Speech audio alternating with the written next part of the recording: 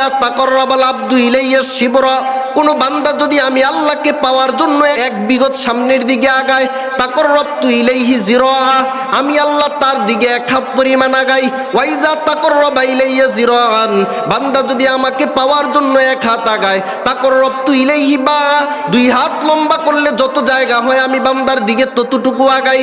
ওয়াইজা আতানি ইয়ামশি, বান্দা যদি আমাকে পাওয়ার জন্য কদম কদম করে হাঁটতে হাঁটতে আসে, আতাইতুহু হারওয়ালাতান, আমি আল্লাহ তার দিকে জোর কদমে আগায় আসি। তার মানে আল্লাহকে পাওয়ার জন্য আপনাকে আমাকে চেষ্টা করা লাগবে, আপনি যেই শ্রেণীর মানুষই হন না কেন। আল্লাহ আগে পরে সবকিছু জানেন কি জানেন না? সব জানেন, তারপরেও জিজ্ঞেস করেন ফেরেশতারা বলো আমার বান্দারা কি করে?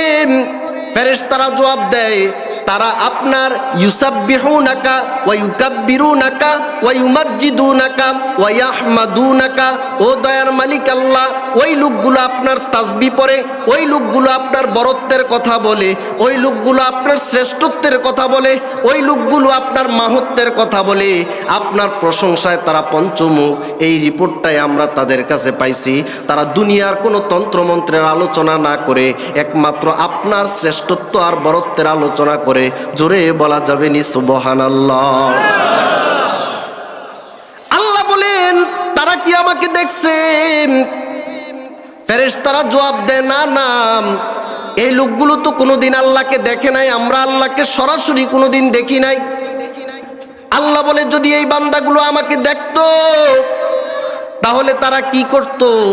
ফেরেশতারা জবাব দিয়ে বলে, আল্লাহ এই বান্দাগুলো যদি আপনার নূর দেখতো, আপনাকে দেখতো, এখন যা করে তার চেয়ে 1000 গুণ বাড়ায়া আপনাকে পাওয়ার জন্য তারা পাগল পারা হয়ে যেত। এ মুসলমান, দুনিয়াতে সব মানুষ পাগল। কেউ হয়তো টাকার পাগল, কেউ হয়তো কোনো নারীর পাগল, কেউ ক্ষমতার পাগল, কেউ জমি জামার পাগল, কেউ কোনো না কোনো একটা জিনিসের পিছনে পাগল পারা হয়ে আছে। কিন্তু জমিনের ভিতরে কিছু মানুষ আছে, তারা টাকা, অর্থ সম্পদ, পদ পদবী আর ক্ষমতার পাগল না। তারা কার পাগল? আরো জোরে বলতে হবে, কার? কিছু মানুষ আছে তারা আপনার পাগল হয়ে আপনাকে খুঁজতেছে, যেখানে পায়, যেখানে আপনার আলোচনা হয় সেখানে গিয়ে তারা হাজির হয়। আল্লাহ বলেন তারা আমার কাছে কি চায়? ফেরেশতারা জবাব দেন, ইয়াসআলুনাকাল জান্নাহ, তারা ওই জায়গায় বসে বসে আপনার কাছে জান্নাত চায়। আল্লাহ জিজ্ঞেস করেন তারা কি জান্নাত দেখছে? ফেরেশতারা বলে না, তারা জান্নাত দেখে নাই। আল্লাহ বলেন ওয়ালাউ রাউহা, এই বান্দাগুলো যদি জান্নাত দেখতো কি করত? ফেরেশতারা জবাব দেন, ও দয়ার মালিক আল্লাহ, তারা যদি জান্নাত দেখতো, লাকানু আসাদ্দা রুগবাতান লাহা, জান্নাতের জন্য এখন যা করে তার চেয়ে 1000 কোটি গুণ বেশি পাগল পারা হয়ে যেত। আল্লাহ বলেন মিম্মা ইয়াতাআওয়াজুন, ওই জায়গায় বসে আমার কাছে কিসের থেকে পানা চায়? ফেরেশতারা জবাব দিয়ে বলেন ইয়াতাআওয়াজুনাকা মিনান নার, তারা আপনার কাছে জাহান্নাম থেকে পানা চায়। আল্লাহ বলে তারা কি জাহান্নাম দেখছে? কয় না, তারা জাহান্নাম দেখে নাই। ওয়ালাউ রাউহা, যদি জাহান্নাম দেখতো ওই বান্দাগুলো কি করত? আল্লাহর ফেরেশতারা জবাব দেন, লাকানু আসাদ্দা ফিরারাম মিনহা, জাহান্নাম থেকে বাঁচার জন্য এখন যত না কষ্ট করে তার চেয়ে অনেক গুণ বেশি কষ্ট তখন তারা করত। ঠিক কিনা জোরে কর। আল্লাহ রসুলের সাহাবীর নাম হলো তালহা ইবনে বারা, কিশোর সাহাবী, মাত্র অল্প বয়স। ওই সাহাবীটা বাবার সাথে মসজিদে হাদিস শরীফের ভিতরে আসছে, যদি সন্তানের বয়স 7 বছর হয়ে যায় তাকে নামাজের কথা বলো, 10 বছর যদি হয়ে যায় প্রয়োজনে তাকে শাসন করো। সাহাবীরা মসজিদে আসতেন, 7 বছর বয়সওয়ালা বাচ্চাদেরকে মসজিদে নিয়ে আসেন। আপনাদের উচিত 7 বছরের নিচের বাচ্চাদেরকে আইনেন না, কারণ সে এখনো কিছু বুঝে না, পরে অন্য মুসল্লিদের ডিস্টার্ব করবে। কিন্তু 7 বছর হয়ে গেলে তাকে রাইখা আইসেন না, তাকে এখন মসজিদ শিখান, তাকে ইমাম সাহেব চিনান, বুঝান যে কার পিছনে আমাদের জান্নাত জাহান্নামের ব্যাপারগুলো আছে, তার সাথে আপনি সম্পর্ক করার। এ মুসলমান, আল্লাহ রসুলের সাহাবী তালহা ইবনে বারা, কিশোর সাহাবী, মসজিদের ভিতরে আসে বাবার সাথে নামাজ পড়ার জন্য, যার কারণে আল্লাহ রসুল তাকে ভালোবাসে। বড় বড় সাহাবীরাও তলহা ইবনে বারাকে ভালোবাসে। তলহা বাবার সাথে নামাজ পড়তে আসে। যদি একটা এরকম ছেলে 8-9 বছরের ছেলে যদি বাবার সাথে 5 ওয়াক্ত মসজিদে আসে, ইমাম সাহেব তাকে স্নেহ করবে। অন্যান্য মুসল্লিরা ওই বাচ্চাটাকে ভালোবাসবে না, ছেলেটা ভালো। ওই তলহা ইবনে বারা এরকম একটা প্রশংসা কুড়িয়ে নিয়েছেন। একবার জ্বরাক্রান্ত হয়ে অসুস্থ হয়ে বিছনায় পড়ে গেছেন। আল্লাহর রাসূল বিছনায় পড়া ওই ছোট্ট সাহাবীটাকে একটু দেখতে গেলেন। ইমাম সাহেবের উচিত কোনো মুসল্লি যদি অসুস্থ হয়ে যায়, যে 5 ওয়াক্ত নামাজে আসতো কিন্তু কয়েক ওয়াক্ত আসতে পারে না, ওই মুসল্লিটাকে একটু দেখতে গেলে মুসল্লির মনটা ভালো হবে কি হবে না? আল্লাহর রাসূল চলে গেলেন কিশোর সাহাবীকে দেখার জন্য। যায় দেখলেন অবস্থা বেশি ভালো না। আবু দাউদ শরীফের ভিতরে হাদিসটা নকল করা হয় কিতাবুল জানায়েজ। পয়গম্বর আরবি দেখে একটু ভয় পেয়ে গেলেন, হায় কিশোর সাহাবীটার অবস্থা বেশি খারাপ। ওখানে পরিবারের লোকদেরকে বললেন, যদি তার অবস্থা বেশি খারাপ দেখা যায়, যদি কোনো ঘটনা ঘটে যায়, তাহলে ফাজানুনি, আমাকে অবশ্যই একটু এলান করবা, আমাকে খবরটা দিবা, যাতে করে আমি তাকে একটু দেখতে আসতে পারি। সুবহানাল্লাহ বলবেন না? নবীজি বলতেছেন, আমার এই কিশোর সাহাবী মারা গেলে অবশ্যই আমাকে একটু সংবাদ দিও। পয়গম্বর চলে আসলেন। আর ওই সন্তানের অবস্থা দিন দিন খারাপের দিকে যায়। একদিন তলহা ইবনে বারা বলতেছে, মা পয়গম্বরে আরবি আসছিল, কয় জি আসছিল, কয় আমি বেহুশ ছিলাম, বুঝি নাই। রসুল কি বলে গেছে? কয় তোমার রসুল বলে গেছে তুমি যদি কখনো মারা যাও যাতে নবীজিকে সংবাদটা পৌঁছায় দেই। তলহা ইবনে বারা বলে, মা আপনার কাছে একটা ওসিয়ত করে যাই গো মা, আমি যদি কোনোদিন দিনের বেলা মারা যাই, অবশ্যই আমার মায়ার নবীকে আমার মৃত্যুর সংবাদটা আপনারা দিবেন, যাতে আমার নবী আমাকে দেখতে আসে, কাফন দাফনে শরীক হয়। ও মা, আপনার কাছে ওসিয়ত করে যাই, রাতের বেলা যদি আমি মারা যাই তাহলে আমার পয়গম্বরকে সংবাদ দিতে যাবেন না। মা এবার অবাক হয়ে গেল, কেন বাবা? তোমার নবী বলে গেছে জানানোর জন্য, তুমি বলতেছো রাতের বেলা তুমি মারা গেলে যাতে না জানাই, ব্যাপার কি বলো? সন্তানটা জবাব দিয়ে বলে, মা আমরা যে এলাকার ভিতরে আছি, ওই এলাকার ভিতরে যদি আমি রাতের বেলা মারা যাই, আমার পয়গম্বরকে সংবাদ দিলে আমার নবী আমাকে রাতের বেলায় দেখার জন্য চলে আসবেন। রাতের বেলা আসাটা তো বেশি খারাপের কোনো কিছুই না, তবে আমি চিন্তা করি আমার বাড়ি আর পয়গম্বরের মসজিদে নববীর মাঝখানে একটা ইহুদি পল্লী আছে, ইহুদি পারাস। ইহুদিরা নবীজির দুশমন, ইহুদিরা তো ইসলামের দুশমন, কোরআনের দুশমন। আমাদের বাড়ির মাঝে আর পয়গম্বরের মসজিদে নববীর মাঝে যে ইহুদি পাড়া আছে, ওই ইহুদিরা নবীর দুশমনি করে যদি রাতের বেলা নবীজি আসার সংবাদ পেয়ে নবীজিকে যদি কোনো আঘাত করে বসে, রাতের বেলা নবীজি আমার মৃত্যুর সংবাদ পেয়ে আসার সময় যদি নবীজিকে তারা হত্যা করে ফেলে অথবা হত্যার চেষ্টা করে, আমার মায়ার নবীর যদি একটু রক্ত প্রবাহিত করে ফেলে, আল্লাহ যদি কিয়ামতের মাটি জিগায়, এ তলহা তোকে দেখার জন্য আমার মায়ার নবীর রক্ত প্রবাহিত হয়েছে, নবীজি আঘাতের শিকার হয়েছে, তখন আমি রবের দরবারে তার কোনো জবাব আমি দিতে পারবো না। হামসুরাতো হামসিরাতে মুস্তফা দর তামামে হালিউকু নিতিয়াবি এ পেসার মান আহাব্বা সুন্নতি কৌলে রাসূল মজদায়ে কানা মাইরা কুন কবু। এবার যেমন বলেছেন সন্তান, কথাটা মায়ের কাছে হৃদয়ে দাগ টেনে গেল। আল্লাহর কি কারিশমা, ওই তলহা ইবনে বারা একদিন ঠিকই রাত্রে বেলায় মারা গেছে। আর মাসআলা হলো, কেউ মারা গেলে আশপাশে যারা আছে তাদেরকে সংবাদ দিয়ে তার কাফন দাফন করে যত তাড়াতাড়ি সম্ভব তাকে দাফন করাটা এটা উচিত। কারণ 3 জিনিস বিলম্ব করা উচিত না। 1 নাম্বার হলো নামাজের সময় আসলে নামাজ বিলম্ব করা উচিত না। 2 নাম্বার, ছেলে আর মেয়ে বিবাহের উপযুক্ত হলে সামর্থ্য থাকলে বিবাহতে বিলম্ব করা উচিত না। 3 নাম্বার হলো জানাজার লাশ, জানাজার জন্য যদি লাশটা প্রস্তুত হয়ে যায় তার জানাজাটাও বিলম্ব করা উচিত না। এই দিক দিয়ে সন্তান ওসিয়ত করে যায়, আমি রাতের বেলা মারা গেলে রাতের বেলায় কাফন দাফন করবা, নবীজিকে সংবাদ দেওয়ার প্রয়োজন নাই। বাস্তবে সে রাতের বেলা মারা গেল, ওসিয়ত অনুযায়ী রাতের বেলায় তাকে দাফন করা হলো। ফজরের নামাজের সময় তার বাবা মসজিদে নববীর ভিতরে উপস্থিত। নামাজের পরে পয়গম্বর সাহাবীদের হাল পুরসি করতেন। আল্লাহ রসুল ওই বাবাকে জিজ্ঞেস করলেন, বাবা তলহার কি খবর বলো। বাবা চোখের পানি ছেড়ে জার জার করে কান্না করে এবার বলতেছে, গো নবীজি, আপনার ছোট্ট সাহাবী রাতের বেলা ইন্তেকাল করেছে। তারপরে কি হয়েছে? কয় রাতের বেলা আমরা তাকে গোসল দিয়ে জানাজা পড়ে দাফন করে ফেলেছি। নবীজি বলেন, আমাকে কেন সংবাদটা তোমরা দিলা না? বাবা কান্না করে বলতেছেন, পয়গম্বর আমরা তো সংবাদ দেওয়ার জন্যই চাইছিলাম, কিন্তু আমার বাচ্চা ওসিয়ত করে গেছে যাতে রাতের বেলা মারা গেলে সংবাদ না দেই। আল্লাহ রাসূল অবাক দৃষ্টিতে তাকায় বললেন, কি ব্যাপার, কেন? বাবা বলল, সন্তান বলে গেছে যদি রাতের বেলা আপনি যান, ইহুদিরা যদি আপনাকে আঘাত করে, যদি আপনাকে কষ্ট দেয়, আপনাকে হত্যা করার চেষ্টা করে, এই জিনিসটা তার ইন্তেকালের পরে আপনি তার কারণে কষ্ট পাবেন, সে ইন্তেকালের পরেও যাতে ওর কারণে কষ্ট না পান, এই জন্য এই ওসিয়তটা করে গেছে। জোরে বলা যাবে নি আল্লাহু আকবার? আরো জোরে বলি আল্লাহু আকবার।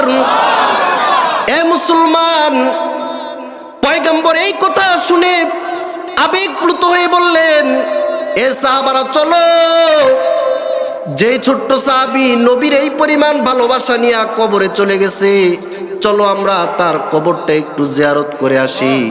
আমার মায়ার নবী সেই ছোট্ট সাহাবীর কবরের পাশে গিয়ে দাঁড়ালেন। দাঁড়ায় দাঁড়ায় আল্লাহর কাছে বললেন, আল্লাহ, যে ছোট্ট সাহাবী, যে উম্মত নবীর এই পরিমাণ ভালোবাসা নিয়ে কবরে গেছে গো, ওই উম্মতের প্রতি আমি নবী সন্তুষ্ট হয়ে গেলাম। আপনি দয়ার মালিক, তার প্রতি সন্তুষ্ট হয়ে যান, আপনিও তার প্রতি সন্তুষ্ট হয়ে যান। আমি জিজ্ঞেস করি, এই পরিমাণ ভালোবাসা হৃদয়ে নিয়া নবীর একজন আশেক আর ওলি হয়ে চলে গেছে, ওই ছেলেটা কি বুড়া ছিল? কত কিশোর সাহাবী ছিল, তার ভিতরে যদি এই পরিমাণ প্রেম ভালোবাসা, যে আমার জীবদ্দশা আমার কারণে নবী কষ্ট পাবে, তা তো কল্পনাই করা যায় না। আমি চলে যাওয়ার পরেও আমার কারণে কষ্ট পাওয়ার কোনো সম্ভাবনা থাকলে সেটা পর্যন্ত নিষেধ করে যায়। আর আমরা জীবদ্দশায় সুন্নত আমাদের সামনে জবাই হয়, আমি সুন্নতকে জবাই করি, পয়গম্বরের রেখে যাওয়া দ্বীন আর ধর্মকে আমি সরাসরি জবাই করে মনে হয় যেন দাফন করার চেষ্টা করি। সুদি লেনদেনের মধ্যে জড়িত হয়ে আল্লাহর সাথে যুদ্ধ ঘোষণা করি, এমন মানুষ সমাজে আছে নাকি না? কোথায় তারা, কোথায় আমরা? এ মুসলমান, আল্লাহ বলছেন, ওমান আরাদাল আখিরাতা, যে আখিরাত চায়, ও সালাহা, তার জন্য চেষ্টা করে। সে যদি বলে আমি আখিরাত চাই, কোনো চেষ্টা না করে লাভ হবে না। সে যদি বলে আমি বিশ্ববিদ্যালয়ে ভর্তি হয়েছি কিন্তু পড়ালেখা করতে পারবো না, আমি ভর্তি হমু ঠিক কিন্তু কোনো পরীক্ষা দিতে পারবো না, তার জন্য কোনো সার্টিফিকেট আসেনি। তুমি বলবা আমি জান্নাত চাই, আল্লাহকে চাই, কিন্তু নামাজ পড়ো না, শুধু শুক্রবারে নামাজ পড়ো। এত বড় মসজিদ, এটা শুধু জুমার দিনের মুসল্লিদের দিকে তাকায় বানানো হয়েছে। আমার মনে হয় ইমাম সাহেবরা, এলাকার মানুষে এটা দোতলা কেমনে করা যায় সেই ফিকিরেও আছে। কেন ওই জুমার দিন কিছু মানুষ বেশি হয়? মসজিদ কি শুধু জুমার জন্য নাকি 5 ওয়াক্তের জন্য? এ মুসলমান, আল্লাহ বলেছেন শুধু চাই বললে চলবে না, সাইয়াহা, তার জন্য চেষ্টা করা লাগবে, চেষ্টা করা লাগবে। এই কথাটা আল্লাহ বলেছেন, এই চেষ্টাটার সাথে একটা শব্দ লাগাই দিয়েছেন, ওয়াসালাহা সাইয়াহা। শুধু চেষ্টা করলে হবে না, চেষ্টাটাও হতে হবে যেভাবে চেষ্টা করা দরকার সেইভাবে, যেইভাবে চেষ্টা করার দরকার সেইভাবে। এখন আজান দেওয়ার একটা নিয়ম আছে। মনে করেন যে মুয়াজ্জিন, সে আজান দিয়ে আল্লাহকে খুশি করতে চায়। কেন চায়? কারণ একটা বান্দা যদি আজান দেয় তাহলে আল্লাহ তাআলা কিয়ামতের মাঠে তাকে উঠাবেন এমনভাবে যে তার ঘাটটা একটু লম্বা দেখা যাবে, সবার থেকে উঁচা লম্বা দেখা যাবে। মানুষরা বলবে, হায় আমরা দাঁড়ালাম কিন্তু এই লোকগুলাকে উঁচা লম্বা কেন দেখা যায়? ফেরেশতারা বলবে, তারা ছিল জগতের মুয়াজ্জিন, তারা আল্লাহর বরত্বের কথা, একত্ববাদের কথা, শ্রেষ্ঠত্বের কথা, রেসালতের কথা, কল্যাণের কথা প্রতিদিন তারা উঁচু আওয়াজে বলতো। আমি তাদেরকে সম্মান দিয়ে উঁচা লম্বা করে দিয়েছি। এটা জান্নাতে যাওয়ার জন্য একটা মুয়াজ্জিনের চেষ্টা। এখন চেষ্টাটা করতে হবে ওইভাবে যেভাবে চেষ্টা করা দরকার। আপনি ওইভাবে না গিয়া যদি চেষ্টা করেন বেদাতি পদ্ধতিতে, কেমনে? আজানের আগে দিয়া একটু দুরূদ শরীফ পড়ে, আজানের আগে দিয়ে দুরূদ শরীফ পড়ে। আমি জিজ্ঞেস করি, পৃথিবীতে কি আজান নবীর জমানায় একবার হয়েছিল? কথা বলেন না। আজান কি শুধু একবার হয়েছিল? নবীর জমানায় প্রতি ওয়াক্তে 5 বার মসজিদে নববীতে আজান হইতো কি হইতো না? হইতো। ওই জায়গার ভিতরে কিভাবে আজান হইতো, কত হাদিসের ভিতরে আসছে, আলেমদেরকে জিজ্ঞেস করেন। তহাবি শরীফের ভিতরে বাবুল আজানের ভিতরে হাদিস অহরহর উল্লেখ করা আছে। আজান কিভাবে দিতে হবে নবীজি শিখাচ্ছেন, কোনো জায়গার ভিতরে এই কথাটা নাই। সে জান্নাত পাওয়ার জন্য চেষ্টা করে বেদাতি পদ্ধতিতে। তুমি চেষ্টা করতে পারো মক্কায় যাওয়ার জন্য, কিন্তু রাশিয়া, তুমি ওই চীন জাপানের পথ ধরে যদি মক্কার দিকে যাও, তুমি জীবনে রকেট দিয়ে গেলেও মক্কা মদিনা দেখবা। এ মুসলমান, তুমি জান্নাতে যাওয়ার জন্য চেষ্টা করবা ঠিক, পদ্ধতিটা হতে হবে জান্নাতি পদ্ধতি, সুন্নতের পদ্ধতিতে আমল করা লাগবে। 3 জন সাহাবী চলে গেলেন। কোথায় চলে গেলেন? হাদিস শরীফের ভিতরে আসছে, যা সালাসাতু রাহদিন ইলা আজওয়াজিন নবী সাল্লাল্লাহু আলাইহি ওয়াসাল্লাম। সাহাবীদের 3 জন চলে আসলেন পয়গম্বরের স্ত্রীদের কাছে। কি ব্যাপার, কেন আসছো? ইয়াসআলুনা আন ইবাদাতিন নবী, তারা চলে আসছে নবীর স্ত্রীদের কাছে জানার জন্য। ও নবীর স্ত্রীরা, সম্মানিতা মায়েরাম, পয়গম্বর আরবী ঘরের ভিতরে কিভাবে আমল করেন আমাদেরকে একটু বলেন, আমরাও সেভাবে আমল করে জান্নাতে যেতে চাই। এবার স্ত্রীরা পয়গম্বরের আমল বাতলাই দিলেন, কিভাবে নবীজি আমল করতেন। ওই যে 3 জন আসছেন জানার জন্য, তাদের কাছে আমলগুলা যথেষ্ট মনে হয় নাই। কান্নাহুম তাকাল্লুহা, মনে হয় যেন আমলগুলো তাদের কাছে কম মনে হয়। আমরা ভাবছি নবীজি মনে হয় তার চেয়ে বেশি আমল করেন, কিন্তু যা শুনলাম একটু কম মনে হয়। ও বুঝছি, নবীজি আর বেশি আমল করে লাভ কি? আমার নবীর তো আগে পরে সব গুনাহ মাফ, এই কারণে নবী হয়তো বেশি আমল করেন না। আমাদের তো আর আগে পরের গুনাহ মাফ না। আমরা জান্নাতে যাওয়ার জন্য, মুত্তাকি বান্দা হওয়ার জন্য নবীর চেয়েও মনে হয় বেশি আমল করা লাগবে। তাদের নিয়তটা ভালো, গেছিল ভালোর জন্যই। এখন এই মন্তব্যটা যে তারা করছে, এই মন্তব্যটা যে তারা করছে যে কান্নাহুম তাকাল্লুহা, নবীজির আমলগুলো একটু কম কম মনে হয়েছে, এই কথাটা আবার নবীর কানে চলে গেছে যে 3 জন নাকি আসছিল আমার স্ত্রীদের থেকে আমার আমল জানার জন্য, আর এটাকে কম মনে করে তারা আমার চেয়ে বেশি আমল করে বুজুর্গ হইতে চায়। এই কথাটা নবীর কানে যাওয়ার পর 3 জনকে ডাকাইছে, এদিকে আসো। কি তোমরা নাকি এমন এমন বলছো? কি বলছো শুনি? একজন বলতেছে, বুঝছি আজকের থেকে ইন্নী আকুমুল লাইলা কুল্লা ওয়ালা আনাম, আজ থেকে আমি সারা রাত্র জাগ্রত থাকবো, আর কোনোদিন আমি রাতের বেলা ঘুমাবো না। সারা রাত জাগ্রত থেকে রবের দরবারে নামাজ আদায় করব, কিয়ামুল লাইল করব। আর আরেকজন বলল, ইন্নী আসুমুদ্দাহরা কুল্লা ওয়ালা উফতির, আজ থেকে আমি বাকি জীবন যতদিন বেঁচে থাকি রোজা রাখবো, কোনোদিন রোজা ভাঙবো না। আরেকজন বলল, ইন্নী আতাজিলুন নিসা ওয়ালা তাজাওয়াজ, আজ থেকে আমি স্ত্রীদের থেকে দূরে চলে যাব, কোনো স্ত্রীর কাছেও যাব না, বিবাহ শাদীও করব না। বেশি বেশি করে আমল করার জন্য বিবাহ শাদী, সংসার ধর্ম ছেড়ে দিব। এভাবে করে বেশি বেশি আমল করে জান্নাতে যাওয়ার জন্য চেষ্টা করব।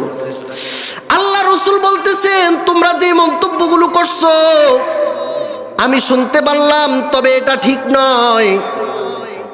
কান্নাহুম তাকাল্লুহা, তারা যে কম মনে করেছে এটা ভুল। আল্লাহ রাসূল বলেন, ইন্নী আকশাকুম লিল্লাহ ওয়া আতকাকুম বিল্লাহ, আমি তোমাদের চেয়ে আল্লাহর নিকট বড় মুত্তাকি, আমি আল্লাহকে তোমাদের চেয়েও বেশি ভয় পাই। আমি তো রোজাও রাখি, মাঝে মাঝে রোজা নাও রাখি। আমি রাতের বেলা ঘুমাই, উঠে মাঝে মাঝে একটু নামাজ পড়ি, বাকি সময় ঘুমাই। আমি স্ত্রী সংসার নিয়ে আমি জীবন যাপন করি। আমি এভাবে করার পরে আল্লাহ সবচেয়ে বড় মুত্তাকি বান্দা। এগুলাকে উপেক্ষা করে বড় মুত্তাকি হইতে যাইও না। ফামান রগিবান সুন্নতি ফালাইসা মিন্নি, আমার সুন্নতের বাইরে গিয়া যদি বুজুর্গ সাজতে চাও তাহলে বুজুর্গ হবা না, আমার দলের বাইরেই তোমরা চলে যাবা। এ মুসলমান, সাহাবীদেরকে পয়গম্বর কি শিখাইলেন? আল্লাহ রাসূল সাহাবীদেরকে শিখাইলেন, বুজুর্গ হও, তবে ওভার বুজুর্গ হইও না। সুন্নতের বাইরে গিয়ে কোনো শরীয়ত মানা যায় না। যারা সুন্নতের বাইরে গিয়ে বেদাতি পদ্ধতিতে শরীয়ত পালন করতে চায়, তারা বেদাতি পদ্ধতিটাকে আশকে রসুল মনে করে যারা সুন্নত অনুযায়ী আমল করে তাদেরকে নবীর দুশ্মন বলে। এমন আছে নাকি নাই? অপরদেরকে নবীর দুশ্মন বলে। সে বুঝতেই পারে নাই বেদাতি পদ্ধতিতে যদি কিয়ামতের মাঠে কেউ দাঁড়ায়, আল্লাহ রসুলের সামনে যখন হাউজে কাউসারের পানি পান করার জন্য সিরিয়াল দিবে, সেই সিরিয়ালের মধ্য থেকে আল্লাহ রসুল কয়েকজন মানুষকে বলবেন, ধাক্কায় ধাক্কায় যে সরায় ফেলতেছিল ফেরেশতারা, তাদেরকে লক্ষ্য করে বলবেন, হে ফেরেশতারা, তাদেরকে তোমরা সরাচ্ছ কেন? তখন ফেরেশতারা বলবে, হে নবী, আপনি জানেন না, আপনি দুনিয়া থেকে আসার পর তারা দিনকে যথেষ্ট মনে না করে একটু বাড়াইছে, না হয় একটু কমাইছে। তারা ছিল জগতে আপনার উম্মতের মধ্যে বেদাতি। আল্লাহর নবী বলবেন, সুহকান সুহকান লিমান গায়্যারা বাদি, এদেরকে আমার চোখের সামনে থেকে তাড়ায় দাও। নাউজুবিল্লাহ বলবেন না? এ মুসলমান, আমল করার জন্য সুন্নতের পদ্ধতি লাগবে। আপনি সুন্দর আমলটাও যদি বেদাতি পদ্ধতিতে করেন হবে না। আমি জিজ্ঞেস করি, একের পরে যদি একটা শূন্য দেয় কত হয়? আপনাদের মনোযোগ নাই, শেষ করে দিব। আমি জিজ্ঞেস করি, একের পরে শূন্য দিলে কত হয়?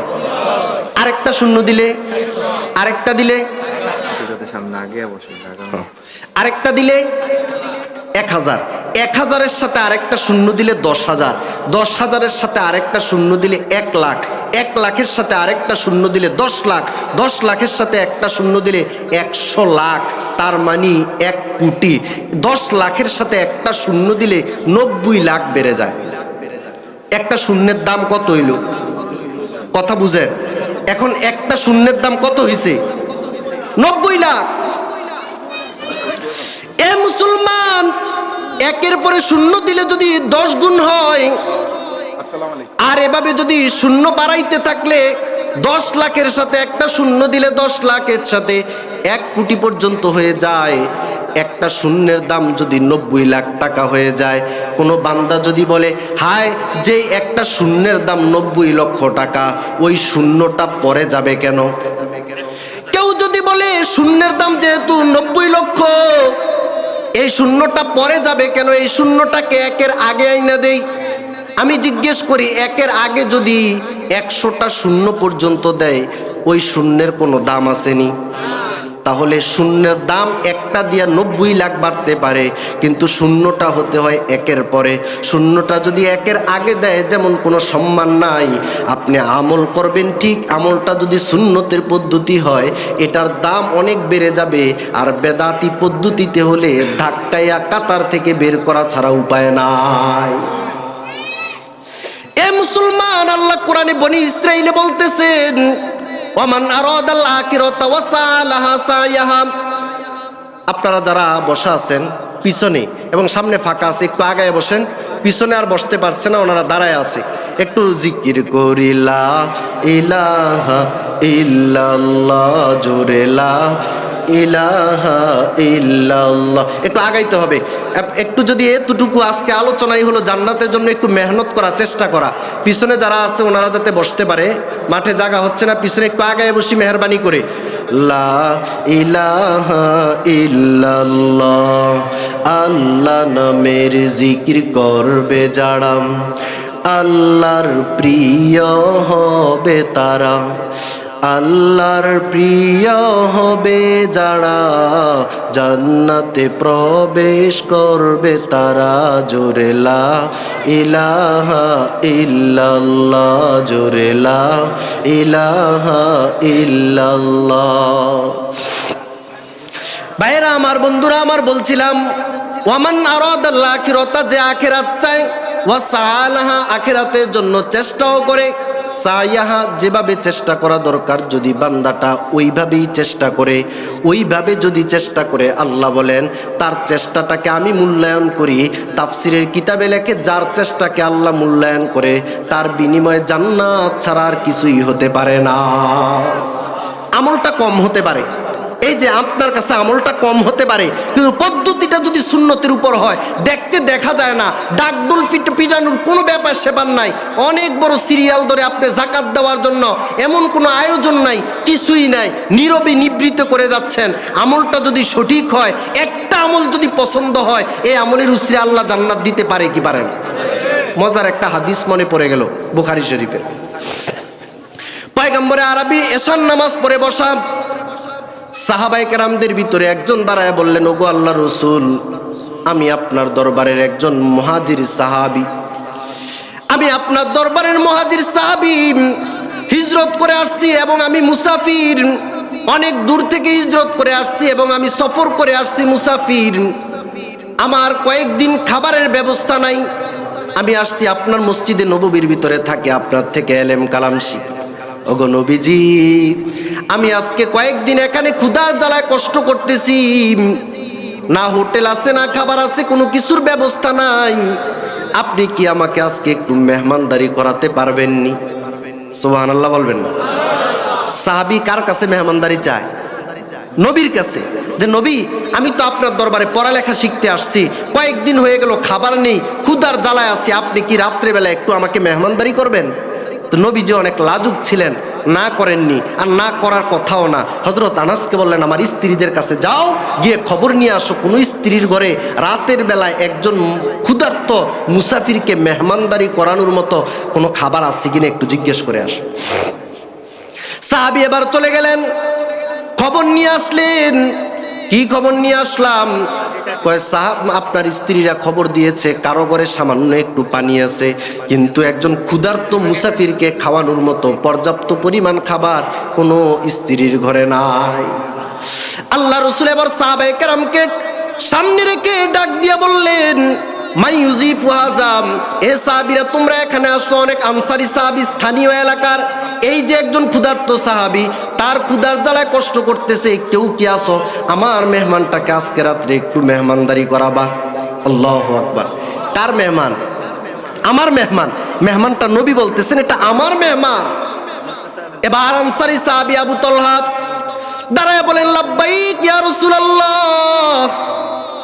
আমি আপনার মেহমানকে মেহমানদারি করানোর জন্য রাজি আছি।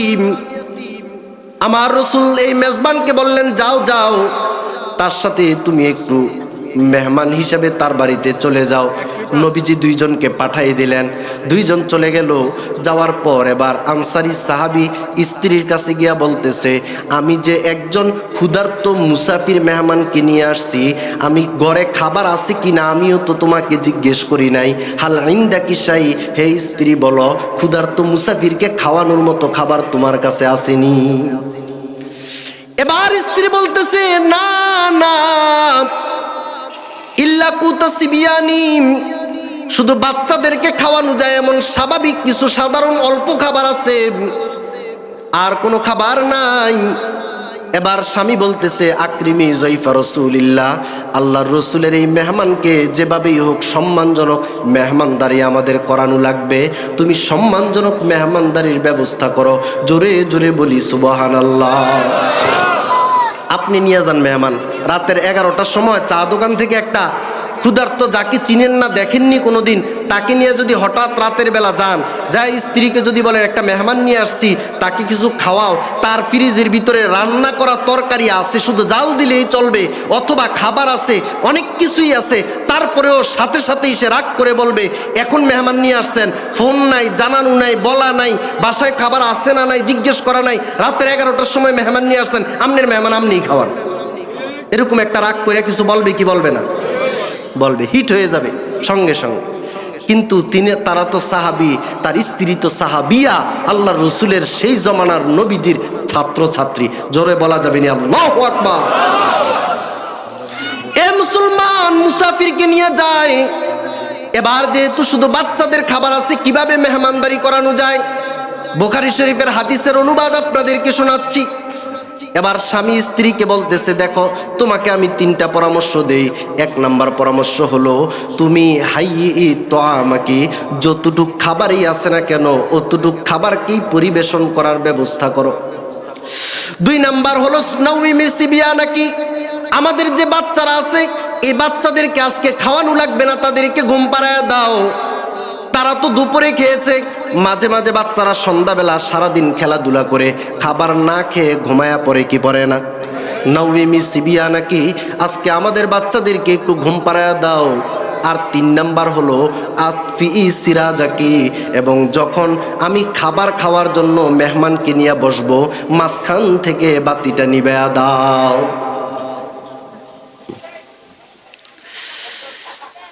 যখন আমি মেহমানকে নিয়ে খাবারের জন্য বসবো, তখন তুমি মাঝখান থেকে বাতিটা নিভায়া দাও। তার কারণ হলো, যখন আমি মেহমানকে নিয়ে খাবারের জন্য বসবো, সে বলবে আমিও যাতে তার সাথে খাবারের জন্য বসি। আমি তো দুপুরবেলা খেয়েছি, মেহমান তো কখন খেয়েছে জানা নাই, তখন সে আমাকে খাইতে বাধ্য করবে। মাঝখান থেকে যখন তুমি লাইটটা নিভাই দিবা, আমি শুধু হাতটা নাড়াচাড়া করব, আর ওই লোকটা মেহমান মনে করবে আমিও খাইতেছি, বাস্তবে আমি খাবো না।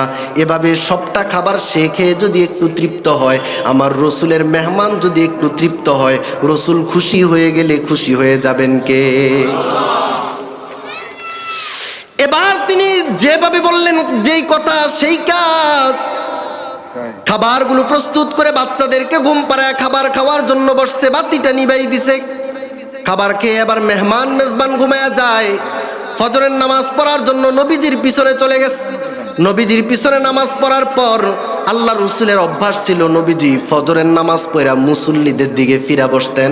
আপনাদের ইমাম সাহেবকেও দেখবেন ফজরের নামাজের সালাম ফিরাইয়া মুসল্লিদের দিকে ফিরা বসে কি বসে না? আল্লাহ রসুল রাতের বেলা কোনো আয়াত নাজিল হলে সকালবেলা তাদেরকে শিখিয়ে দিতেন। তাদের কাছে কোনো স্বপ্ন যদি জানতে পারতেন, স্বপ্নের ব্যাখ্যা করে দিতেন। নবীজি রাতের বেলা কোনো স্বপ্ন দেখলে তাও বিবরণ দিয়ে দিতেন। সব কিছু হাল পুটসি করতেন। ফজরের পর আল্লাহ রসুল দাঁড় করালেন, এ মেহমান মেজবান দাঁড়ায় যাও, গত রাত্রে যাদেরকে পাঠাইছিলাম 2 জন দাঁড়ায় যাও। 2 জন দাঁড়ায় গেল আতঙ্কিত অবস্থায়, না জানি কোনো একটা ভুল হয়ে গেল কিনা, আজকে না আবার মেহমানদারি করতে গিয়ে কোনো ভুল করে ফেললাম, আমাদের 2 জনকে কেন দাঁড়াইতে বলছে কিছুই জানে না। 2 জন ভীত সন্ত্রস্ত অবস্থায় দাঁড়াইছে। আল্লাহ রসুল তাদের দিকে তাকায় বললেন, কদ আজিবা রব্বুকুমা বিফিআলিকুমা, রাতের বেলা তোমরা যা করছো আরশের মালিক তোমাদের এইগুলো দেখে খুশি হয়ে গেছে। সাহেল সে লাগেগা কবি মেরা ইয়ে সফিনা, देखेंगे कभी शौक से मक्का वो मदीना, अगर सुन्नते नबवी की करे पैरवी उम्मत, तूफा से निकल जाएगा फिर उसका सफीना। আল্লাহ রসুল বলেন, তোমাদের কাজ দেখে আল্লাহ খুশি হয়ে গেছেন এবং তোমাদের জন্য আল্লাহ প্রশংসা করে কোরআনের ভিতরে আয়াত নাজিল করেছেন। সূরা হাশরের আয়াতটা আল্লাহ নাজিল করে দিয়েছেন। আল্লাহ বলেছেন, ওয়া ইউসিরুনা আলা আনফুসিহিম ওয়ালাউ কানা বিহিম খাসাসা ওয়া মান ইউকা শুহা নাফসিহি ফাউলাইকা হুমুল মুফলিহুন।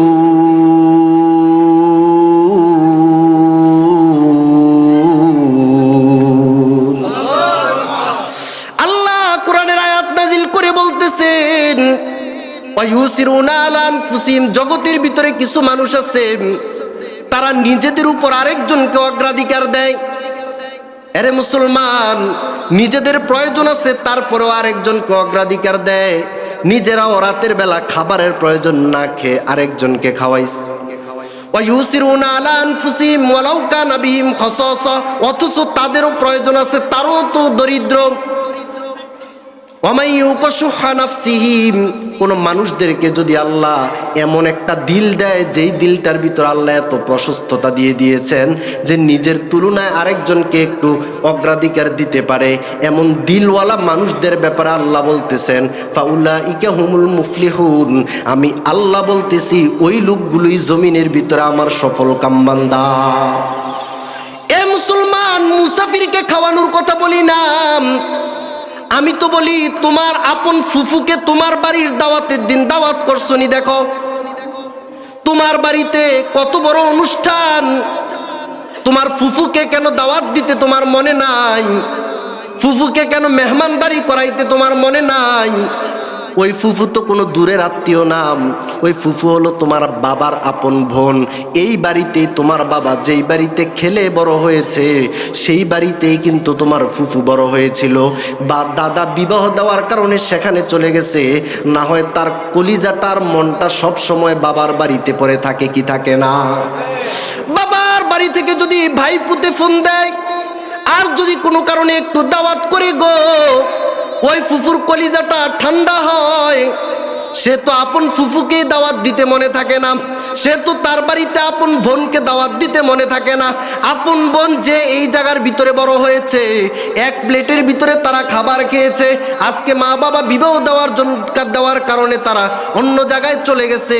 এক টুকরা মাছ ভাগ করে যেই ভাই বোনগুলো একসাথে খাইতো, একটা ডিমকে মা ভাগ করে দুইজনের প্লেটে দিত যাতে ঝগড়া না করে। ওই জায়গায় যেই ভাই বোন একসাথে বড় হয়েছে, আজকে ভাইয়ের ঘরে কত আয়োজন হয়, কিন্তু ওই বোনকে একটু বলার জন্য সময় ভাইয়ের হয় না, কিন্তু ফ্রেন্ড সার্কেলদেরকে বলার সময় হয়। এমন ভাই সমাজের ভিতরে আছে নাকি না? এ মুসলমান বোনদেরকে অবহেলা করো না, তাদেরকে মেহমানদারি করাইতে কোনোদিন কৃপণতা করো না, আপন ফুফুদেরকে দাওয়াত দিতে কোনোদিন কৃপণতা করো না। এ ভাতিজারা চাচাকে কোনোদিন রাগ করে জিদ করে দাওয়াত দেওয়া থেকে বিরত রেখো না। তোমার ঘরে তোমার চাচা অনেক কিছু খাওয়ার জন্য আসে না, আপন বোন বাবার বাড়িতে অনেক কিছু খাওয়ার জন্য আসে না, কিন্তু শ্রদ্ধার সাথে সম্মানের সাথে একটু দাওয়াত করলে বাপের বাড়ি যাবেই যে এই অন্তরটা এভাবেই তার ভরপুর খুশিতে হয়ে যায়। খাওয়ার জন্য সে অপেক্ষা করে না। তাদেরকে তুমি মেহমানদারি করাও না, তোমার কাছে ওই মুসাফির মুহাজিরকে মেহমানদারি করার আলোচনা করাটা বিলাসিতা। বিলাসিতা এগুলা বললে আপনারা বলবেন, তখন দেখা যাবে সমাজে আপন যাকে গুরুত্ব দিতে পারছে না, সেখানে ওই জায়গায় মুহাজির সাহাবীর ঘটনা হুজুরে শোনায় লাভ কি?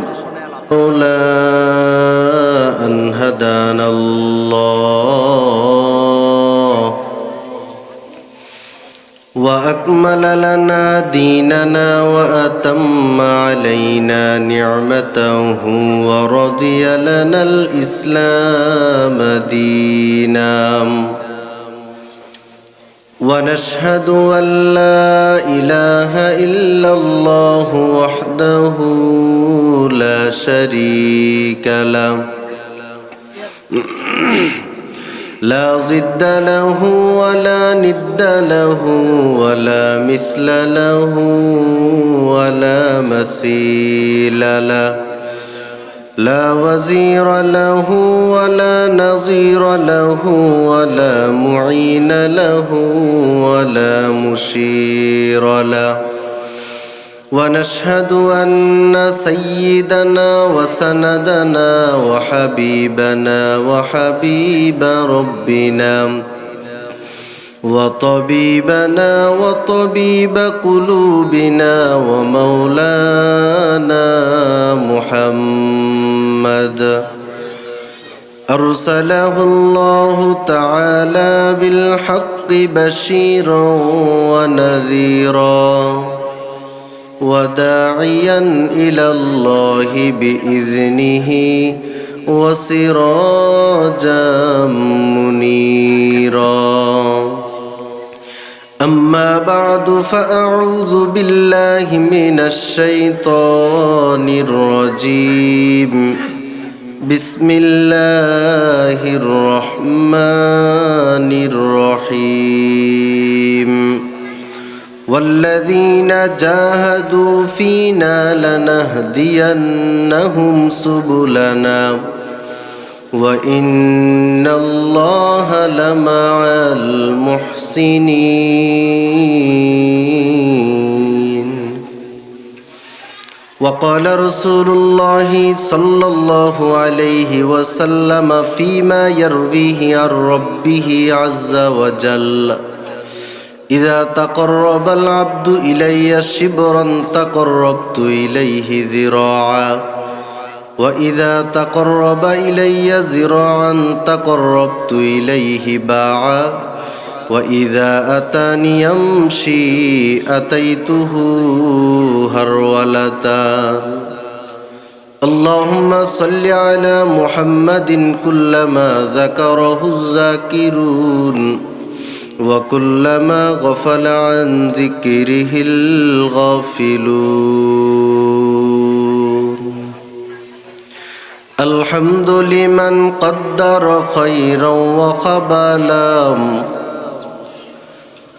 الحمد لمن قدر خيرا وخبالا والشكر لمن صور حسنا وجمالا والشكر لمن صور حسنا وجمالا فرد صمد عن صفة الخلق بريء رب أزلي خلق الخلق كمالا رب أزلي خلق الخلق كمالا لا شبه ولا مثل ولا كفو لمولاه لا شبه ولا مثل ولا كفو لمولاه الآن كما كان ولم يلق زوالا الآن كما كان ولم يلق زوالا لا قبل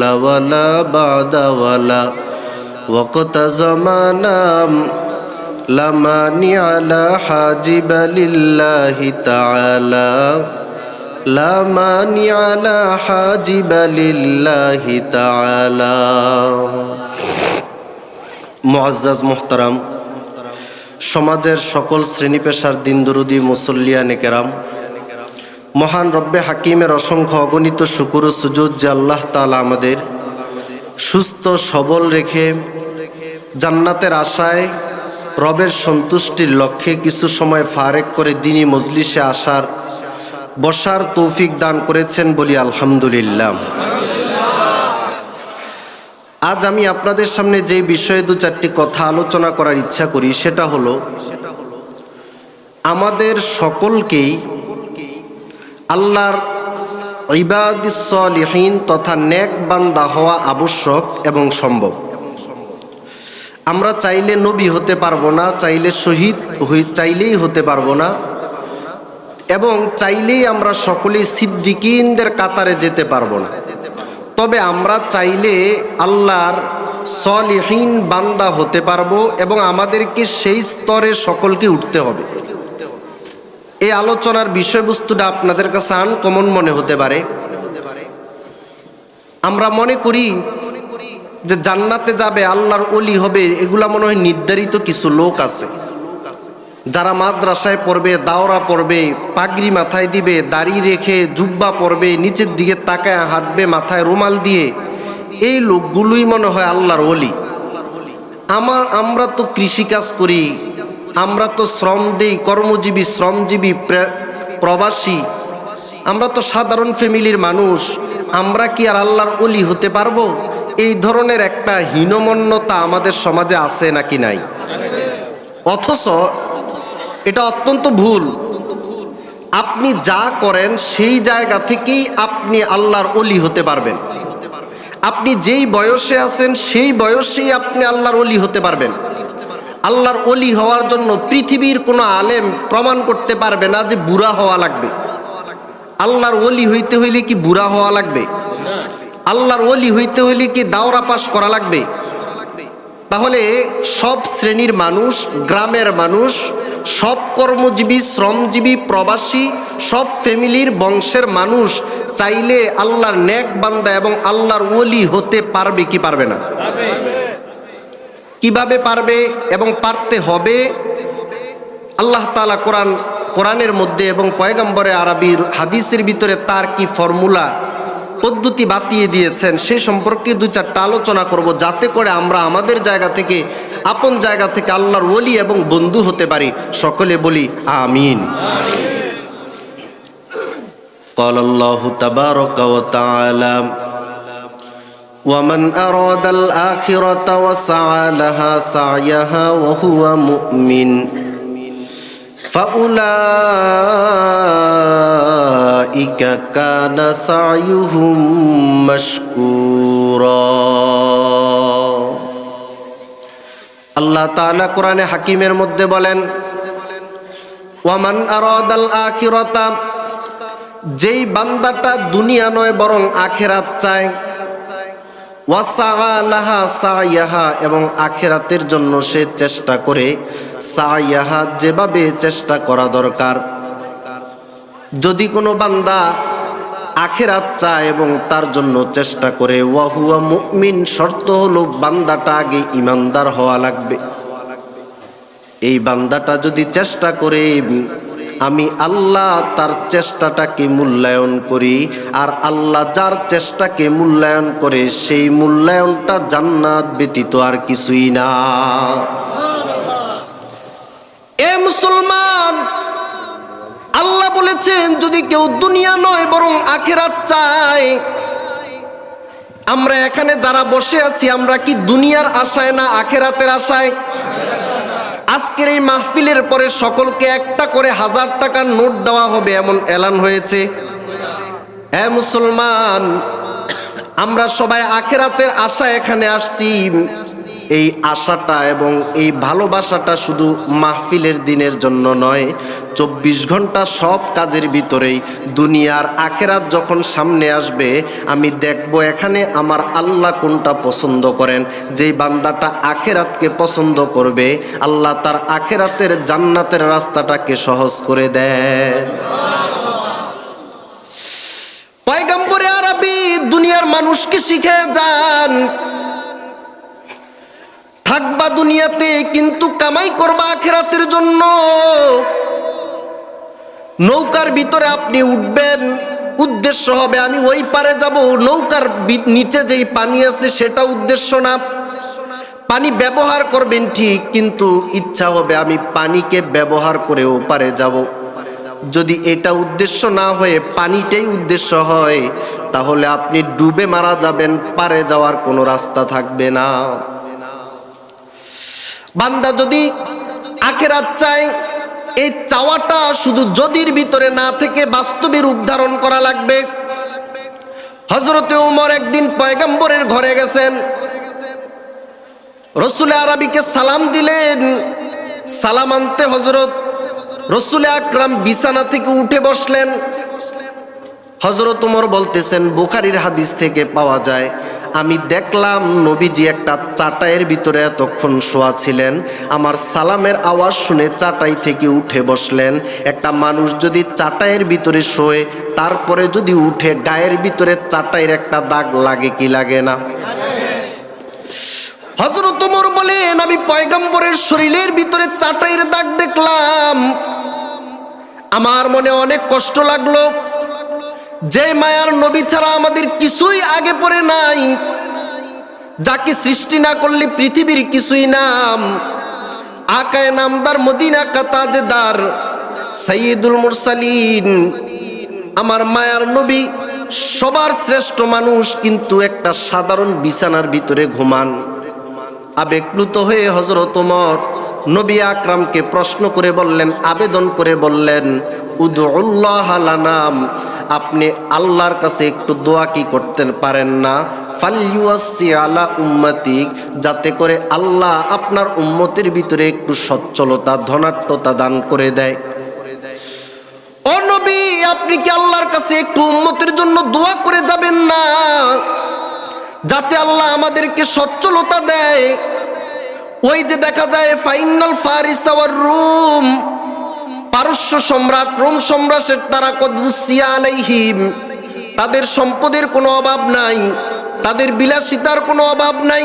ফাইন্নাহুম লা ইয়াবুদুনাল্লাহ, তারা জীবনে কোনোদিনও আল্লাহর দরবারে একটা সেজদাও দেয় না।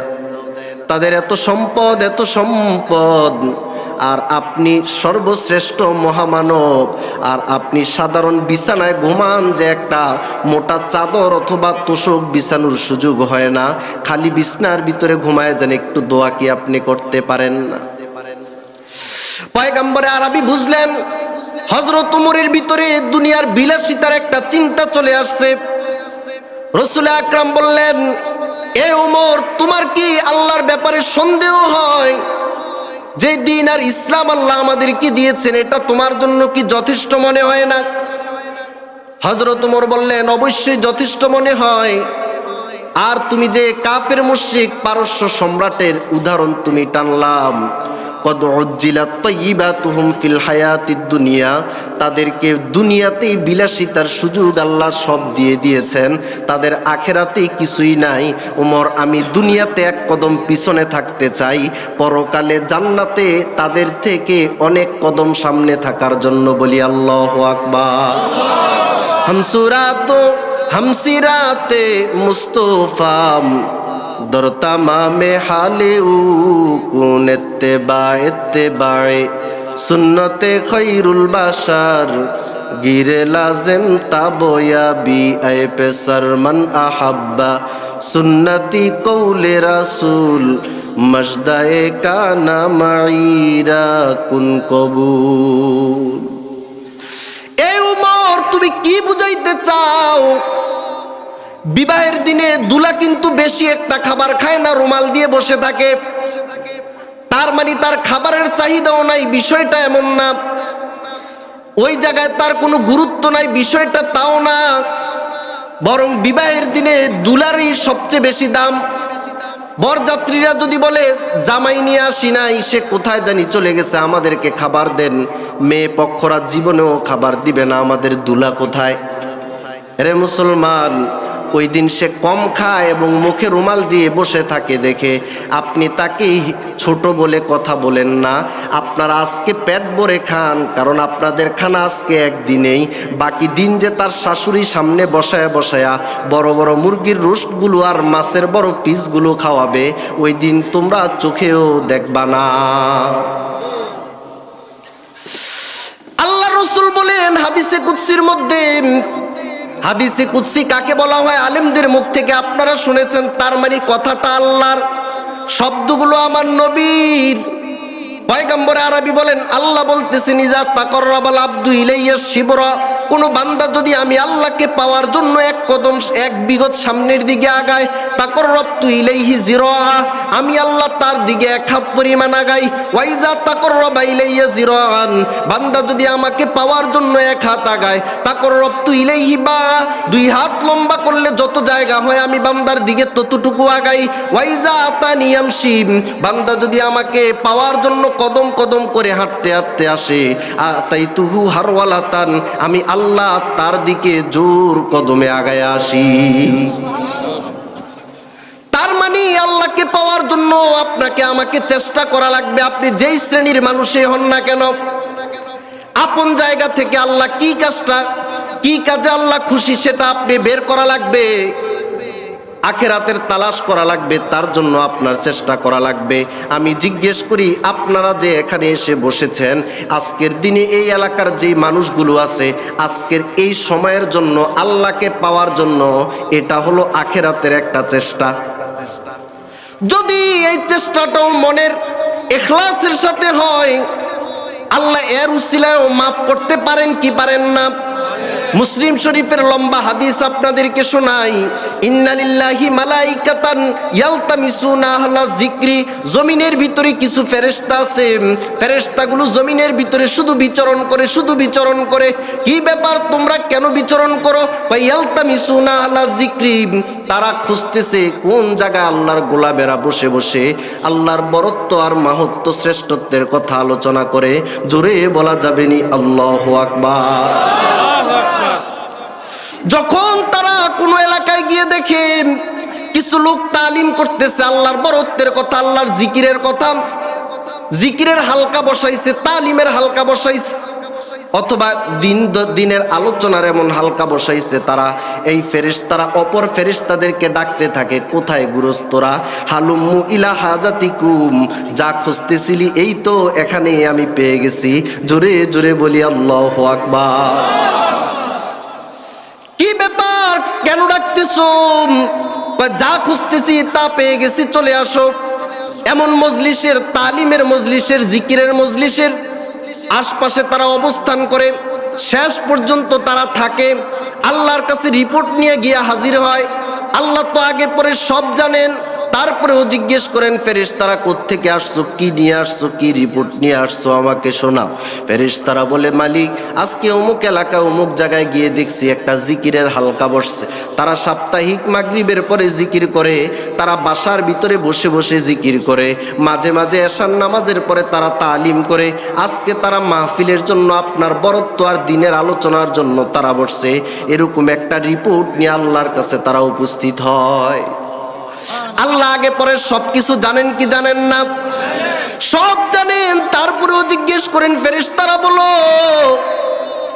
আমার বান্দারা কি করে?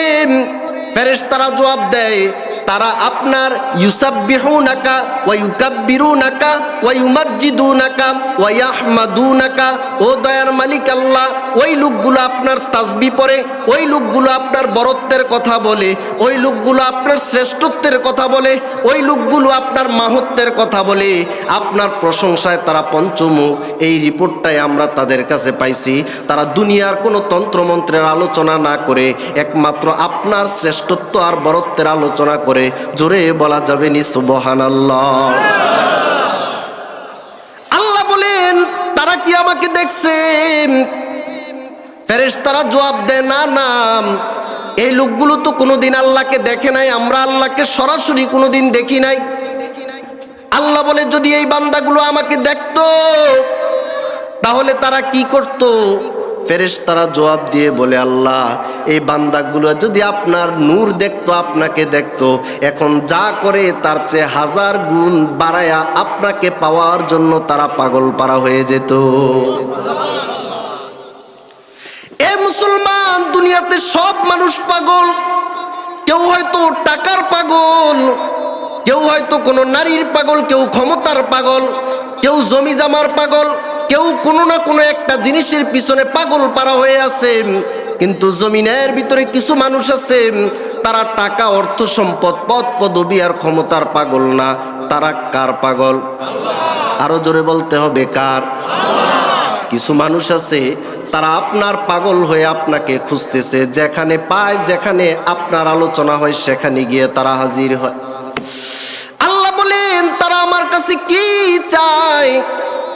ফেরেশতারা জবাব দেন ইয়াসআলুনাকাল জান্নাহ, তারা ওই জায়গায় বসে বসে আপনার কাছে জান্নাত চায়। আল্লাহ জিজ্ঞেস করেন তারা কি জান্নাত দেখছে? ফেরেশতারা বলে না, তারা জান্নাত দেখে নাই। আল্লাহ বলেন ওয়ালাউ রাউহা, এই বান্দাগুলো যদি জান্নাত দেখতো কি করত?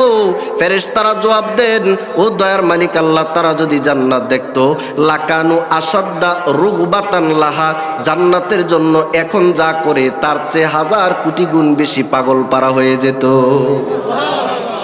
আল্লাহ বলেন মিম্মা ইয়াতাওয়াজুন, ওই জায়গায় বসে আমার কাছে কিসের থেকে বানা চায়? ফেরেশতারা জবাব দিয়ে বলেন ইয়াতাওয়াজুনাকা মিনান নার, তারা আপনার কাছে জাহান্নাম থেকে পানা চায়। আল্লাহ বলে তারা কি জাহান্নাম দেখছে? কয় না, তারা জাহান্নাম দেখে নাই। ওয়ালাউ রাউহা, যদি জাহান্নাম দেখতো ওই বান্দাগুলো কি করত? আল্লাহর ফেরেশতারা জবাব দেন লাকানু আসাদ্দা ফিরারাম মিনহা, জাহান্নাম থেকে বাঁচার জন্য এখন যত না কষ্ট করে তার চেয়ে অনেক গুণ বেশি কষ্ট তখন তারা করত। ঠিক কিনা জোরে কর। আল্লাহ বলেন তারা আমাকে দেখেও নাই, জান্নাতও দেখে নাই, জাহান্নামও দেখে নাই, আমার ক্ষমা চায়। এ ফেরেশতারা উশহিদুকুম, আমি তোমাদেরকে সাক্ষী রেখে বলি কদ গফারতু লাহুম, আমি তাদেরকে ক্ষমা করতু সাইয়্যাতিহিম হাসানাত, আর তাদের গুনাহগুলোকে আমি নেক দ্বারা পরিবর্তন করে দিলাম। কি করলেন? এতটুকু কষ্টই তো করলাম যে আখেরাত চাই, তো আখেরাত পাওয়ার জন্য দিনের 2-4টা কথা শুনে দেখি আজকের আলোচনা থেকে, প্রত্যেক আলোচক থেকে একটা কথা আমল করার নিয়তে অবশ্যই চেষ্টা করব। এক মাহফিল থেকে যদি 3টা আমল তার পরিবর্তন হয়, এলাকায় প্রতি সিজনে কত মাহফিল হয়, প্রত্যেকটা মাহফিল থেকে 2-3টা করে আমল শিখলে একটা মানুষ আল্লাহর ওলি হইতে 1 বছরের বেশি সময় লাগার কথা না।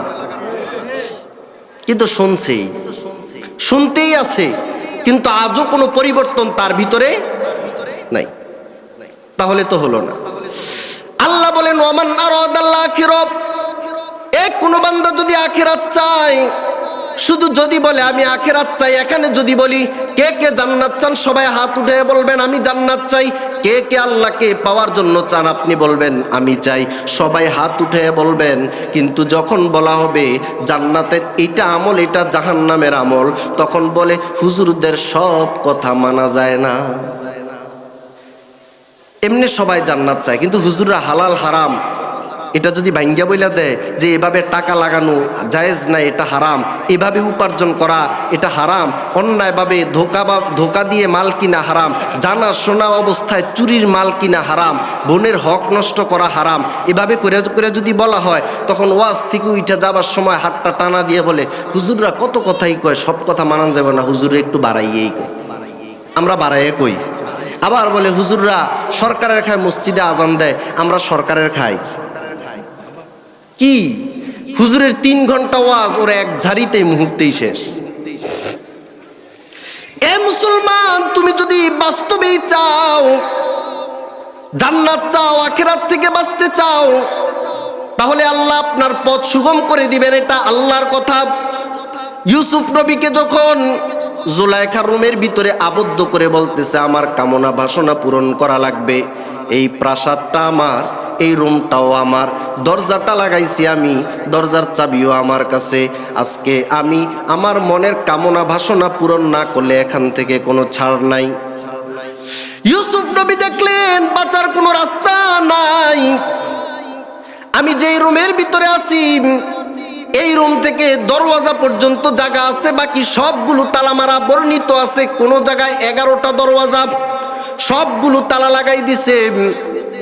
হযরত ইউসুফ চিন্তা করলেন আমি বাঁচার জন্য আমার জায়গা থেকে আমি চেষ্টা করব, বাকিটা পূরণ করবেন কে? এই জায়গা থেকে দরওয়াজা পর্যন্ত দৌড় দিয়ে পালানোর ক্ষমতা আমার আছে, আমি আমার চেষ্টাটা আমি করি, বাকিটা আমার আল্লাহর উপর ভরসা।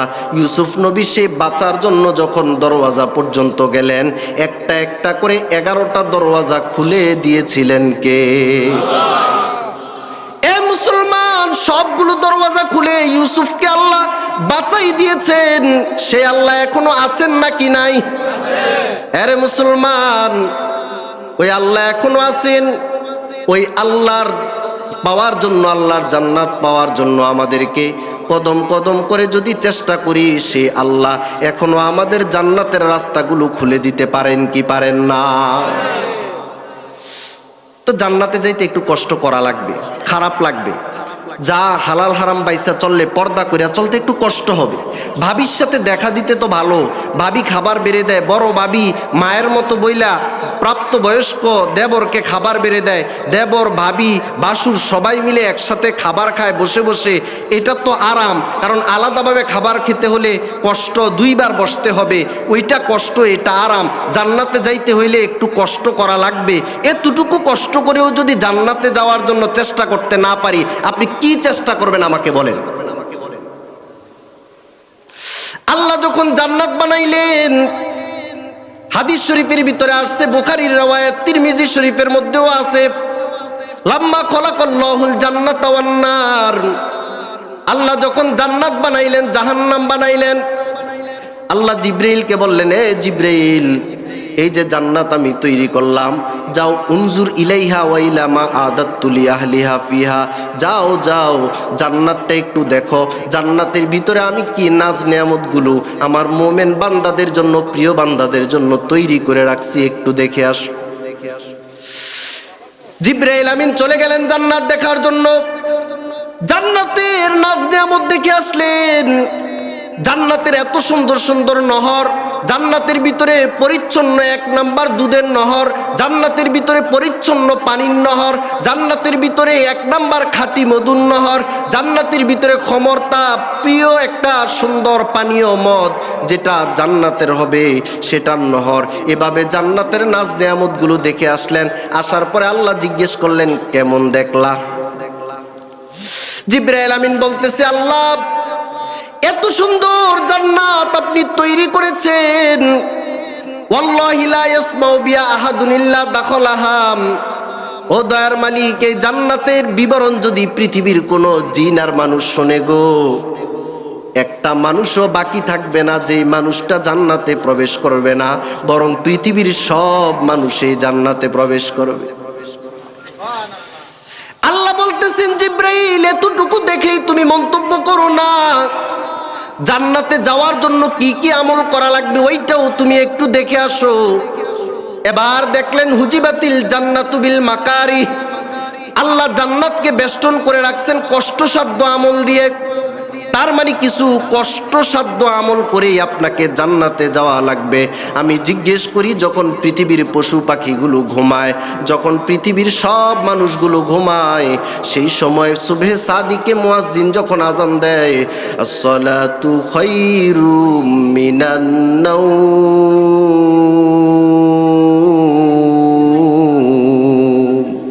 ঘুম ঘুমের চেয়ে নামাজ ভালো, আর তুমি ঘুমাইও না। ঠিক মতো পড়িলে নামাজ জান্নাত তোমার ঠিকানা। একটুখানি নেকের তরে রোজ হাসরের মাঠেতে, বাবা ঘুরবে ছেলের পিছে, ছেলে বাবার আগেতে। আমি জিজ্ঞেস করি, ওই ফজরের সময় যখন মুয়াজ্জিন এত সুন্দর করে আজান দেয়, শীতের দিন কম্বলের নিচ থেকে উঠে ঠান্ডা পানি দিয়ে ওযু করে নামাজ পড়া সহজ না কষ্ট? আসলেও তো কষ্ট। এবার জিব্রাইল দেখে আসলেন জান্নাতে যাওয়ার জন্য কি কি কাজ করা লাগবে। দেখলেন জান্নাতে যাওয়ার জন্য তাকে ভোর রাত্রে উঠে মসজিদে আসা লাগবে।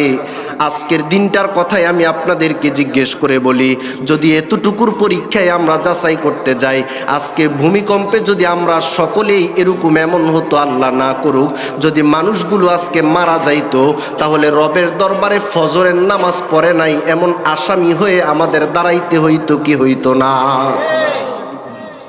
এ মুসলমান, এত সহজ যদি হইতো গো, তাহলে জুমার ভিতরে আজকে যত মানুষ ছিল ফজরেও তো তত থাকতো।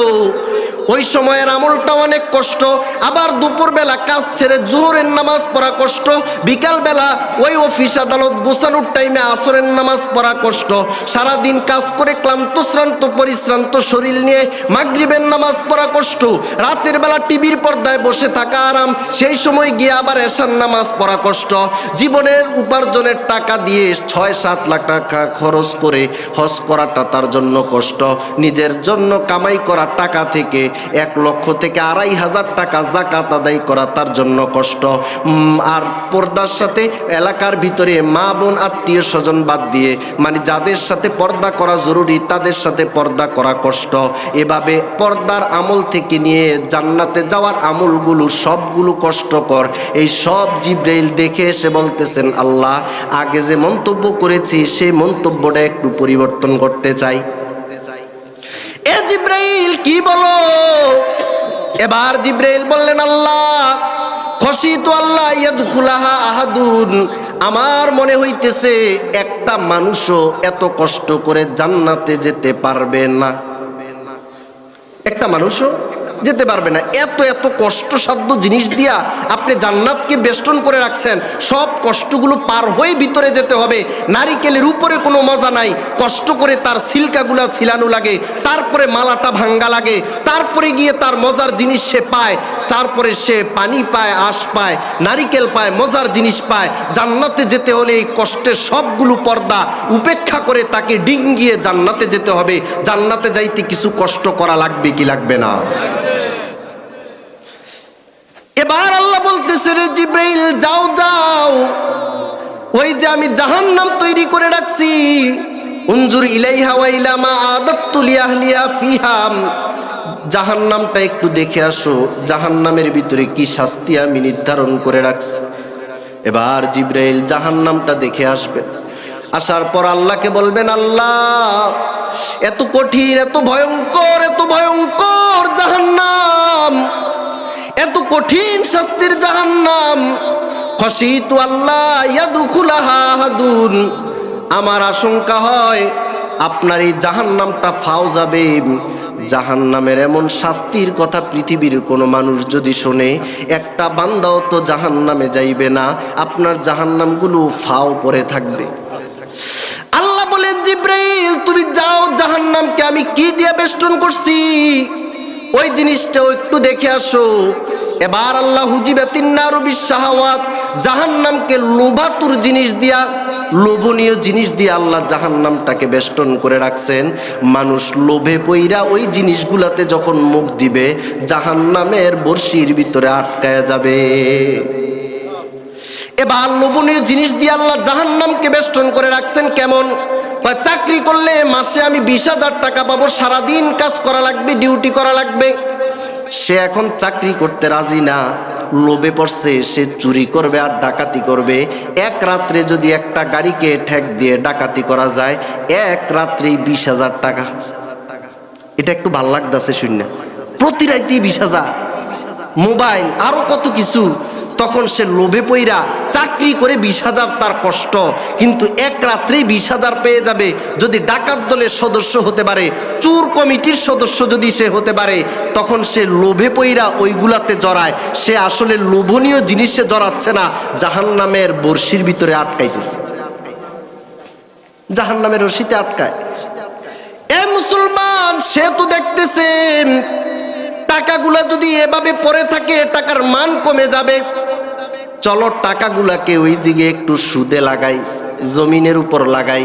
এভাবে বইলা 2 লাখ টাকা তার ছেলে বিদেশ যাবে, ওই ছেলের টাকার প্রয়োজন, সে কারো কাছ থেকে খরচ পায় না। 2 লাখ টাকা তাকে দিয়েছে, আগামী বছর ডিসেম্বর মাসে 2,60,000 টাকা আসবে। কষ্ট করে 60,000 টাকা কামানো বড় কঠিন, বড় কঠিন। এবার সে লোভে পড়ে গেছে, মাত্র বছরটা গুনলেই 60,000। আর যদি সে বছরের ভিতরে দিতে না পারে, তাহলে 2,60,000 টাকাকে মূলধন ধরে ওই বান্দাটা পরের বছর তার চেয়ে আরো বেশি টাকা সুদে পাবে।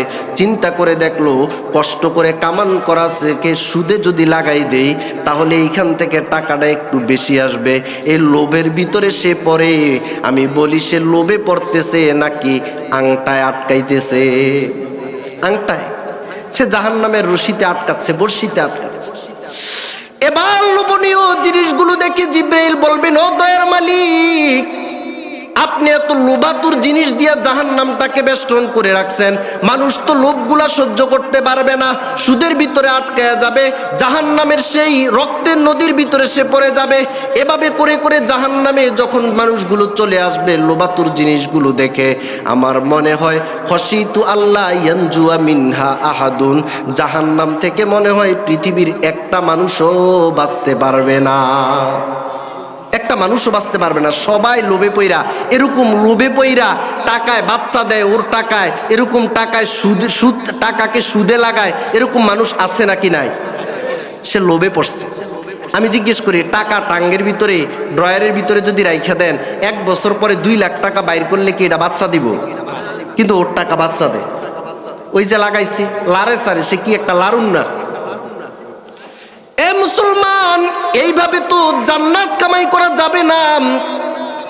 জান্নাত কামাই করার জন্য আপনাকে কষ্ট স্বীকার করা লাগবে। হাদিস থেকে বুঝে আসে, যদি আপনি জান্নাত কামাই করার জন্য আপনি যদি কষ্ট করেন, কষ্টটার জন্য যদি আপনার প্রাণ পর্যন্ত দিতে হয়, জীবন পর্যন্ত যদি দিতে হয়, ওই কষ্টটাই আপনাকে করা লাগবে।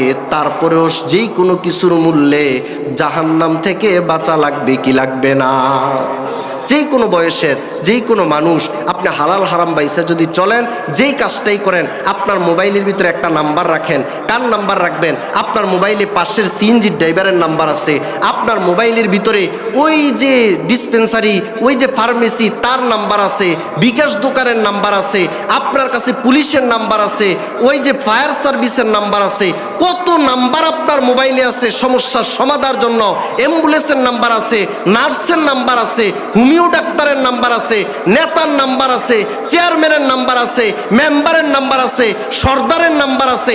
এত মানুষের নাম্বার দুনিয়ার সমস্যা সমাধানের জন্য যদি আপনার মোবাইলে থাকতে পারে, একজন বিজ্ঞ বিচক্ষণ একজন আলেমের নাম্বার আপনার কাছে নাই, যেই কোনো সময় শরীয়ত কোনটা, হালাল কোনটা, হারাম কোনটা, এটা করা যাবে কি যাবে না, এই কথাটা জিজ্ঞেস করার জন্য একটা আলেমের নাম্বার মোবাইলে থাকার দরকার আছে নাকি নাই? সবার নাম্বার আছে, বিজ্ঞ আলেমের নাম্বার নেই। ইমাম সাহেবের নাম্বারটাও তো নাই। হঠাৎ করে কোথাও নামাজ পড়ছে, ওই জায়গায় গেছে, হুজুর এমন হয়ে গেছে, কারে জিজ্ঞেস করবো আমার নামাজটা কি হইছে বা হবে, এখন আমি কি করতে পারি, ইমার্জেন্সি এই জায়গায় কোনটা শরীয়ত, এটা জানার জন্য মহল্লার ইমাম সাহেবের নাম্বারটা সম্মানের সাথে রাখার দরকার আছে নাকি নাই? এ মুসলমান, এতটুকু কষ্ট তো সে সহ্য করতে রাজি না, অথচ জান দিয়ে হলেও তার বাঁচার প্রয়োজন। যেই কোনো বয়সের মানুষের জন্য মানুষকে আপন জায়গা থেকে বালেগ হওয়ার পরে জান্নাতি হওয়ার চেষ্টা করা লাগবে। কারণ আপনি অপেক্ষা করে বলবেন আমি যখন বয়োবৃদ্ধ হব তখন নামাজ ধরব, আমি যখন বয়স্ক হব তখন জাকাত দিব, যখন চাকরি থেকে রিটায়ার্ড হব তারপরে আমি হজ করব, মেয়েগুলো বিবাহ দেওয়ার পরে আমি হজ করব, যখন দাড়ি উঠবে দাড়ি পাকবে তারপরে নামাজ ধরব, ছেলে মেয়েদেরকে যখন বিবাহ দিব তখন থেকে আমি দাড়ি রাখবো। এভাবে করে করে তুমি যখন বিলম্ব করতেছো, আমি জিজ্ঞেস করি কবরস্থানে কি শুধু বুড়া মানুষের কবর নাকি কিছু জোয়ান মানুষের কবরও আছে? এ মুসলমান, অ্যাক্সিডেন্ট করে যে পাশের বাড়ির মহল্লার একটা ছেলে বাইক অ্যাক্সিডেন্টে মারা গেল, প্রবাসে যে অমুকের ছেলেটা মারা গেল, ওই দেখ অ্যাক্সিডেন্টে যে অমুক এলাকার 2 জন লোক মারা গেল, ওই দিন অ্যাক্সিডেন্টে যে রাস্তার ভিতরে 5 জন লোক মারা গেল, সবগুলা কি বুড়াই ছিল নাকি? তুমি যখন বার্ধক্যের বয়স হলে আমল করার জন্য, আল্লাহর ওলি হওয়ার জন্য চিন্তা করতেছো, পৃথিবীতে তাকায়া দেখো কত মানুষ এমন চিন্তা করেছিল কিন্তু বার্ধক্যের সূর্য উঠার আগে তার জীবনের সূর্যটা নিভে গেছে।